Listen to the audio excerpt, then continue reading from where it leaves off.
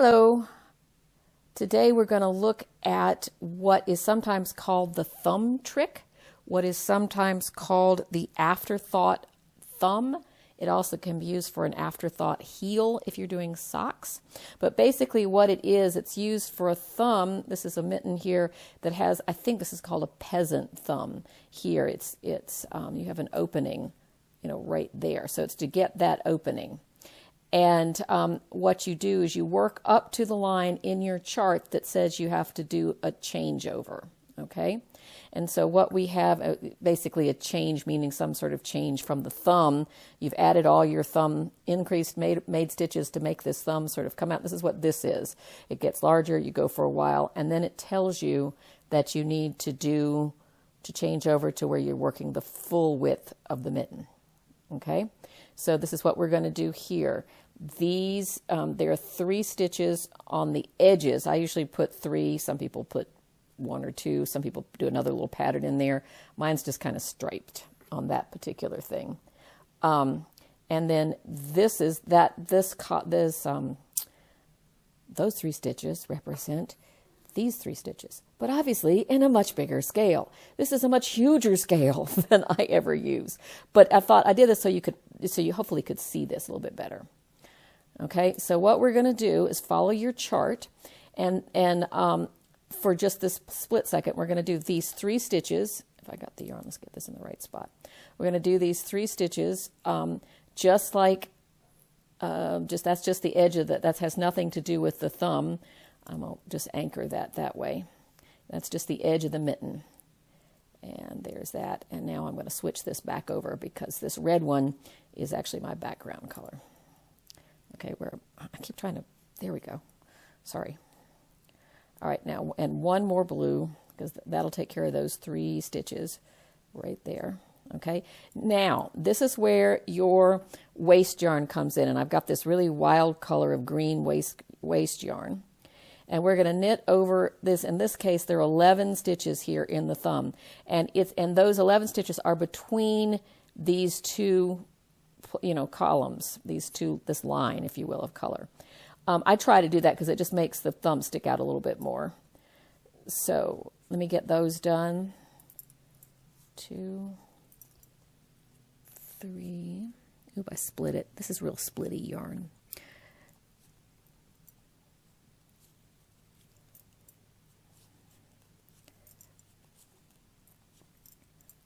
6, 7.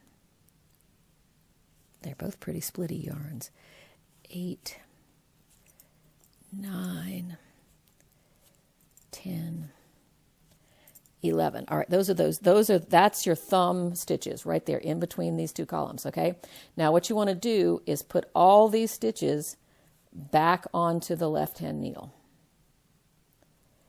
So you get to watch me do that now through the camera with this huge needles and huge yarn. Look over.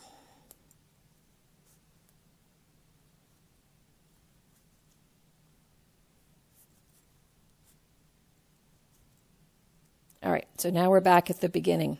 So now what you do is you need to look at your chart, and this should be the first round of your mitten chart. Okay, this would be the first round of your mitten chart that goes all the way across. You see, that's this round right here that goes all the way across. Up until now, you've been having to work this and that, okay? So I'm making this up as I go along, so let me just figure out where I am. Give me a second. I don't have a chart for this. As I said, I'm making it up as I go along. So that one is blue, making that one blue, and that one blue. And 1, 2, 3. 1, 2, 3. That one blue. I think that's right. Let me just double check that. So blue, 1, 2, 3. Blue, 1, 2, 3. Blue, 1, 2, 3. Blue. Okay. So I'll put the blue over here. So it's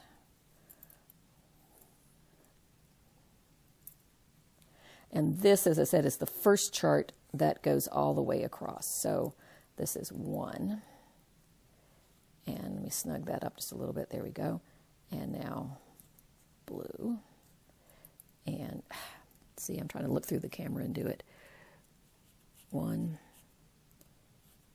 2, 3, blue. 1, 2, 3, blue. Is that going to work out right? Yes. So I'm going to go all the way across. So 1, 2, 3, blue. So this is split the yarn as I do it. Never mind. Okay, there we go. So if you'll wait, I'm gonna go away, and what I'm gonna do is knit just a little bit further up to here, so you can sort of get the idea that the mitten goes up, like just a little bit further up to here. I'm not gonna go up to the point.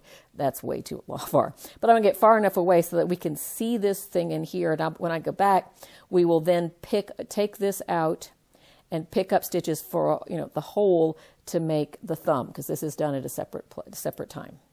All right, so you see what I've done here is that I just kept on going back and forth, just like that, just kept on going all the way up to the point. Now, I didn't want to do a point on that, it's just too much yarn. I'm also had to do, since this is flat, I'm having to do a bunch of shenanigans that you wouldn't necessarily have to do, like you saw me starting it and having to twist things at the beginning. I did that because I'm working flat, and you'll see on the back here I had to do all sorts of things that you wouldn't have to do, with all this half stitches and things. Anyway, half rounds. You wouldn't have to do if you're working in the round on the real mitten. So just don't pay attention to that. Just pay attention to this. Pay attention to what I tell you to pay attention. No, I'm kidding. So here is our waste yarn sitting here like that. Those are those 11 stitches. Now what we want to do is pick up stitches on this side of that and on that side of that, because that's gonna, and then we'll take out this waste yarn, and that'll give us a hole for that thumb to go up into. So I like to do this with smaller needles. In this case, I'm going to use double pointed needles, and you'll see there's your loop right there. There's your V. So you want to pick up, oh, I can't, where am I? There he is. You want to pick up the right side of that V, and there's 1, there's 2, it's hard to do holding up like this, but I'm going to try my best, 3, 4, 5, 6, 7. Did I get that one right? No, I got split it. 7. You'd think I could get it. This huge yarn, I should be able to get it. 7, 8, 9. I think I probably split that too, but I'm not going to worry about it. 10, 11. Okay? Got that? That's all across the bottom side of that. Now, with this other needle over here, I'm going to pick up the right side of everything that's up top there. So, and if I was really smart, I wouldn't have put these 2 colors there, but it just worked out that way. So anyway, so here we are at 1, 2, can you see that? Yeah. 3, 4. You see what I'm doing? I'm picking up the right side. So there's my V. So I'm picking up the right side. 5, 6, 7, 8, 9, 10, and here we are at 11. Oops, 11 is right. Oh, don't split right there. All right. So now what we're going to do is take out that green yarn. I forgot to grab one more double pointed needle, so I'm going to reach over here and grab. There we are. So this has not been tied in. This has not been woven in any way except for the way we're, just for these stitches. So let's see if I can pull this out without splitting the yarn. So there's 1/2 of one stitch.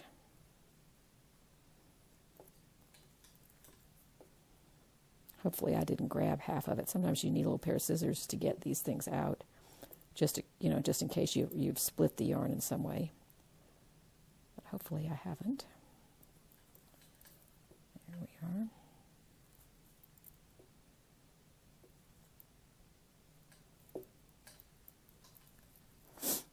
I did this then, didn't I? Well, there we go.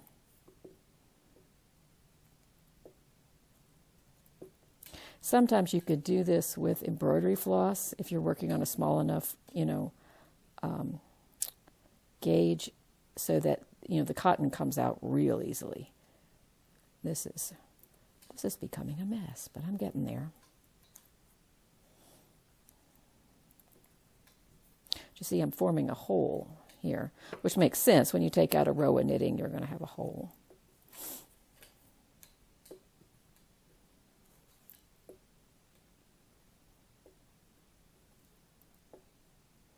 Now you will have, hopefully in your pattern, charts for this bit of the thumb, and tell you what this first round is going to be. On this particular pattern here, there are 11 stitches in the thumb, but actually that you pick up like this, but they're actually 12 stitches in the front and 12 in the back, which gives you a total of 24. And I'll show you where those extra 2 stitches come in just a second. Let me get to the end of this. I should probably start pulling it out from the other side so that it, there it is probably, well, I don't know what's any easier.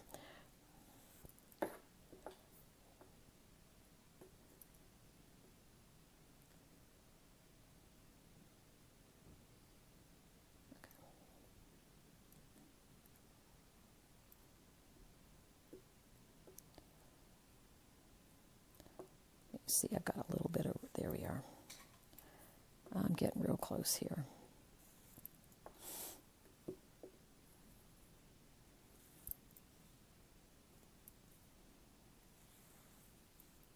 All right, so there's our big hole. This would be where your thumb would go, And what will happen is that when you knit across this, and you'll have to kind of see how that's flipping up like that. You're going to have to hold that kind of down when you make that stitch. You may have to twist that stitch right there. And as I said, if I was smart enough, I would have not had that. I may have that be a solid row. I just wasn't thinking when I did this. My patterns usually do that, or you have enough. Anyway, you know what I'm talking about. So you would start around here, go all the way this way, and you pick up one more stitch right in here. Just pick up one of these things, just a thread, and twist it and put it on your needle right here in the corner. And I just happened to grab the blue one. It could have been just as easily a red one on the corner here. That makes it 12 down here. Then you'd work across all of these, and at the very end here you'd pick up one more stitch, just some thread through there, and twist it on there as well. I'd have to figure out. You get the idea though. And what that does is it closes in the corners. See, that's probably one right there. And then you have a pattern where you can make that thumb come out that way, and it would come out like this. And you see, there's a black stitch in there. So when I picked up those stitches, there was that black stitch.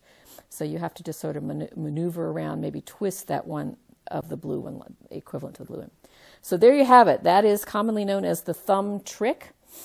And that's where your thumb goes. It could be used as a heel for if you knit just a tube, and put this in for the heel, and then take it out and make the heel in there. So anyway, there you go.